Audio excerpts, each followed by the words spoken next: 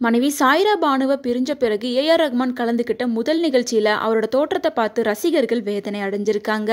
இந்தியாவிலேயே மிக முக்கியமான இசையமைப்பாளர்களில் ஒருவரான ஏஆர் ரஹ்மான் கடந்த சில நாட்களுக்கு முன்னாடி தன்னோட மனைவி சாய்ரா பானு கூட விவாகரத்தை அனௌன்ஸ் பண்ணியிருந்தாரு.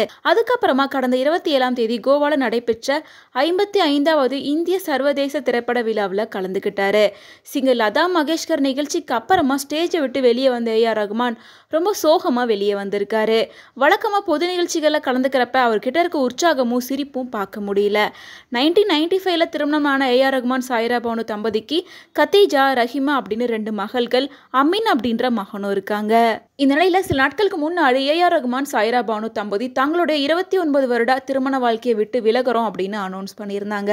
திருமணமாகி பல ஆண்டுகள் கழிச்சு சாய்ரா பானு மற்றும் அவரது கணவரான ஏஆர் ரஹ்மான் 2 பேரும் பிரியிற கடினமான முடிவு எடுத்திருக்காங்க. உணர்ச்சிகரமான அழுத்தத்துக்கு அப்புறமா தான் இந்த முடிவு எடுக்கப்பட்டிருக்கு. 2 பேரும் ஒருத்தர் ரொம்ப ஆழமாக நேசிச்சாலும் கூட சிரமம், பதற்றங்களால் இருவருக்கும் இடையே தீர்க்க முடியாத இடைவெளி ஏற்படுத்தியுள்ளதை இருவரும் அறிஞ்சிருக்காங்க. இந்த இடைவெளியை இணைக்க யாராலும் பாலம் போல செயல்பட முடியாது.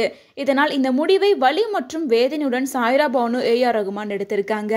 இந்த நேரத்தில் 2 பேரோட தனிப்பட்ட உணர்வுகளுக்கு மதிப்பளித்து அனைவரும் செயல்பட வேண்டும் அப்படின்னு அவங்களோட வழக்கறிஞரான வந்தனா ஷா ஒரு ஸ்டேட்மெண்ட்டை ரிலீஸ் பண்ணியிருந்தாங்க. இதை தொடர்ந்து ரீசெண்டாக வழக்கறிஞர் வந்தனா ஷா கொடுத்திருக்க இன்டர்வியூவில் என்ன சொல்லியிருக்காங்கன்னா, விவாகரத்து உறுதி செய்யப்பட்டால் சாய்ரா பானுவிற்கு ஏஆர் ரஹ்மான் அதிக ஜீவனாம்சம் செலுத்த வேண்டியிருக்கும் அப்படின்ற செய்தி பரவுது.